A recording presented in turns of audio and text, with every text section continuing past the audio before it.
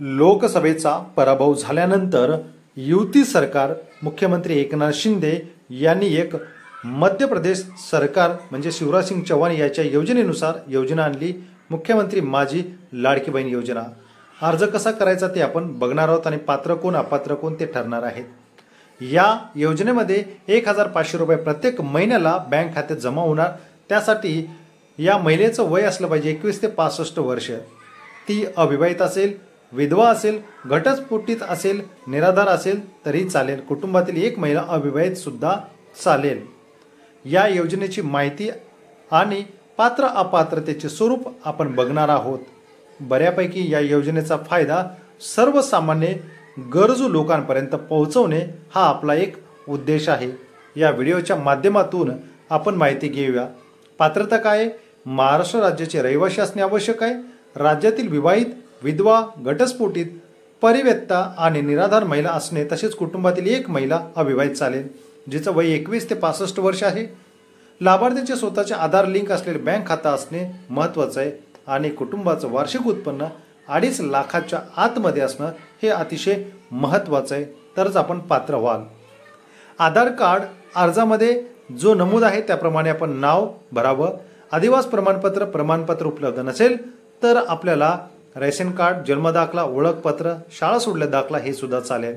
आणि महिला जर राज्यातली नसेल, परराज्यातली असेल तर 15 वर्षापासूनचा पुरावा लागेल आणि वार्षिक उत्पन्न 2.5 लाखापेक्षा कमी असणं हे अतिशय महत्त्वाचं आहे।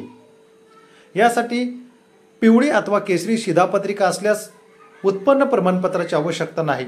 शुभ्र शिधापत्रिका असल्यास अथवा कोणतीही शिधापत्रिका नसल्यास वार्षिक उत्पन्न 2.5 लाखाचा उत्पन्न दाखला, अर्जदार हमीपत्र, बँक खाते तपशील आणि आधार कार्ड धारकाचा फोटो लागणार आहे। ज्या कुटुंबाचे एकत्रित वार्षिक उत्पन्न 2.5 लाखापेक्षा अधिक आहे त्यांच्या कुटुंबातील सदस्य आयकरदाता आहे, यांच्या कुटुंबाला ही योजना लागू होणार नाही। त्यामुळे आपल्याला प्रथम सांगू इच्छितो की 2.5 लाख हे अतिशय महत्त्वाचे आहे। त्यापेक्षा जास्त आपल्याकडे उत्पन्नाचा दाखला नसावा। या योजनेचा फायदा घ्यायचा असेल तर आपल्याला हे उत्पन्नाचा दाखला अतिशय महत्त्वाचा आहे आणि यापेक्षा जास्त आपण अपलोड केला, माहिती भरली तर आपण अपात्र होणार हे मात्र नक्की आहे।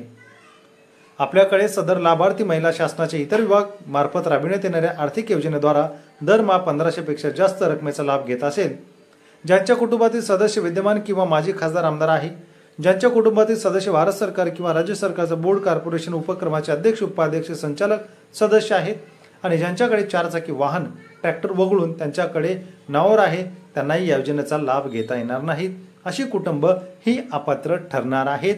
जवळजवळ 7 मुद्द्यांच्या आधारे यामध्ये अपात्रतेचे निकष ठरवले जातील। अजून आपण या योजनेचा लाभ घेतला नसेल तर नारी शक्ती हे ॲप डाउनलोड करून त्याच्या माध्यमातून आपण या योजनेचा लाभ घ्यावा आणि अशाच नवनवीन शासनाच्या योजना जाणून घेण्यासाठी आणि तपशीलवार माहिती मिळवण्यासाठी आजच चॅनलला सबस्क्राईब करून ठेवा। भेटूया नवीन माहितीसह आणि नवीन व्हिडिओसह, तोपर्यंत धन्यवाद। जय महाराष्ट्र।